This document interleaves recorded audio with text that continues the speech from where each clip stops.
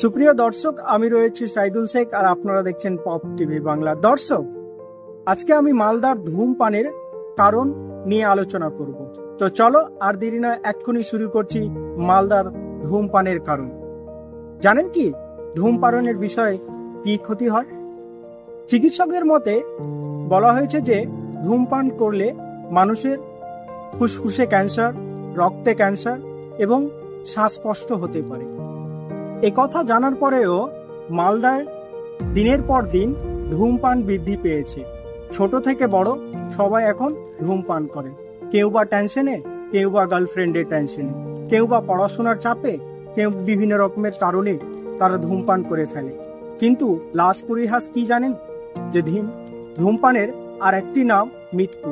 দেখবেন সিগারেটের প্যাকেটে সেখানে ফুসফুসে ক্যান্সারে একটা ফটো দেওয়া থাকে। মানুষ সচেতন হয় কিন্তু বোঝে না, কিন্তু তবুও ধূমপান করে।